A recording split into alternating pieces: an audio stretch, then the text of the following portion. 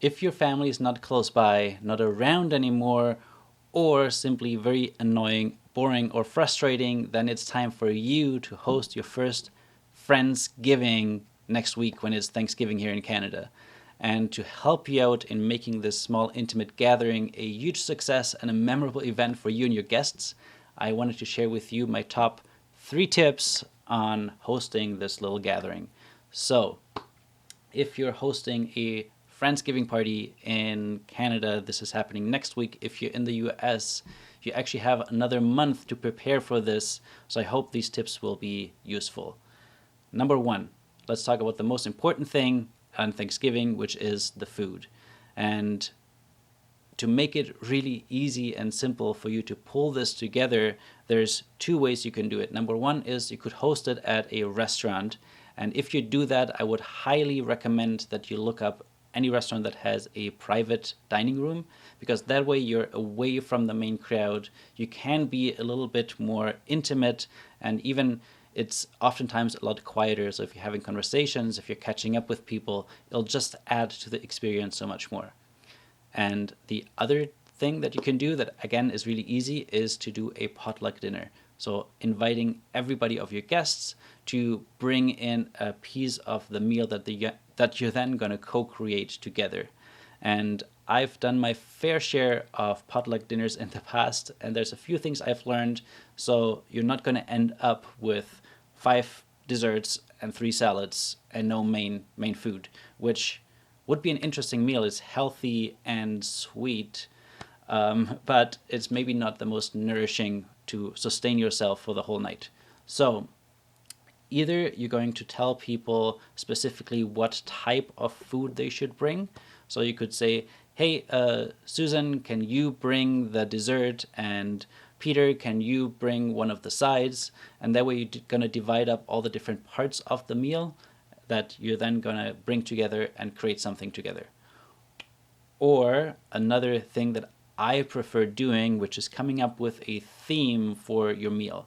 So let's say you could do a different meal from a different country. You could say, let's all bring Mexican food, or let's all bring some Thai food, and then see what you can collaborate and come up with together. Or you could do something as simple as tacos and just tell everyone to bring their favorite taco toppings and have the basics there. Or maybe, again, divide up who's going to bring what, just so you're going to not end up with, I don't know, the same toppings that everybody else brings. Cool? Okay, tip number 2 is around technology. So everybody is probably going to have one of these devices that we have in our pockets, and that is amazing technology that oftentimes helps us connect with each other. Like I am connecting with you right now through a screen. You might be watching this on your phone, but when it comes to face-to-face connections and hanging out with people in real life, they're actually a barrier, and they're literally in between me and you, the other person. So invite your guests and maybe even warn them up front to leave their phones in their bags for the duration of the event, just so we can give the gift of presence to each other. Another thing that I like to do at my events sometimes is I have people create these little cell phone sleeping bags, which literally is an envelope that everybody puts their phone in at the beginning of the event, seals it up, and then at the end everybody gets to open it, and it kind of makes the whole putting your phone away almost a little ceremony in the beginning where people check in and give each other the gift of presence for the evening. And tip number 3 is around the conversations around the dinner table. And I think that you've all experienced this when you reconnect, especially with a group of existing friends. It's very easy to go back into the same old conversations and just have a good time, but don't really move the relationships forward very much. And I've experienced that myself, having just gotten back from Germany, where I hung out for a weekend with my old high school friends, and we just went back to the same kind of chit chat that we always do or always did. And it was only a few people that I was able to go a little bit deeper with. So if you want to connect with your friends and really get to know them, I highly recommend creating or having some structured, facilitated activities for your Friendsgiving dinner. Here's one idea that I like, which maybe you've even done before at a Thanksgiving event, which is being grateful and writing letters of gratitude or sharing gratitude stories. What I usually do is I ask everyone to share a little story, or maybe you write a letter first and then read the letters of who's one person in your life that you're really thankful for, really grateful for, but you might not have shared with them enough.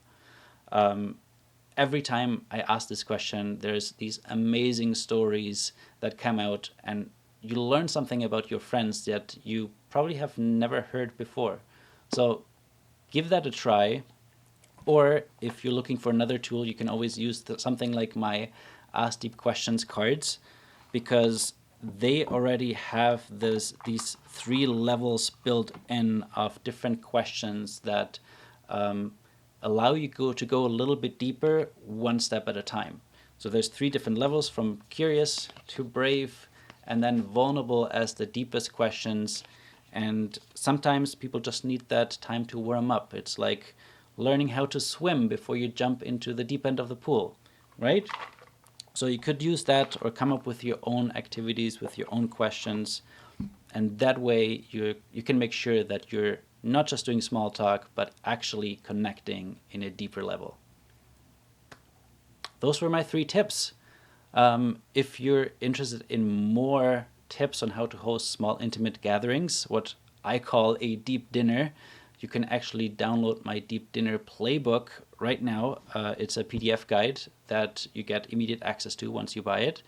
And it's only, I think, $9.50 Canadian. And in there, I actually listed all the different steps that you need to take when you're hosting an event like this.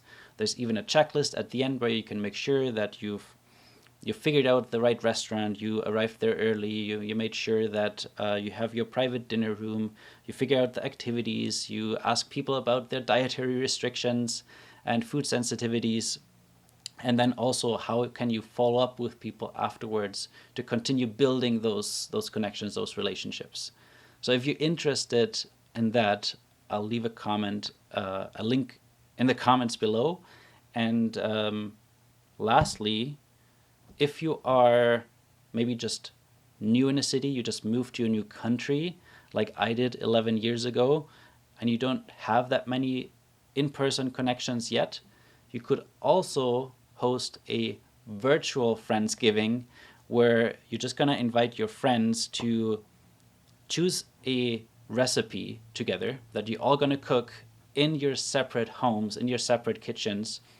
To choose something that everybody can do, something simple, and everybody's going to get their own ingredients. And then when you're going to start cooking, you're going to start a video call with everyone. Ideally, maybe keep it to 3-4 people. If it gets more, it gets a little bit chaotic. But 3 or 4 people is the perfect number. You're going to cook together while having a video chat, and then when you eat, you're not by yourself, you actually continue the conversations, and you can do, again, activities like using the cards, like sharing gratitude, and that way you can connect with people, although you're not physically in the same location. If you end up trying to host a deep dinner or a Friendsgiving dinner, please let me know. I would love to see some photos. I would love to hear how it goes. If you have any other tips, or if you have any other questions, let's share those in the comments below. I'll be there to answer all of them, and hopefully I will see you very soon. Happy Thanksgiving!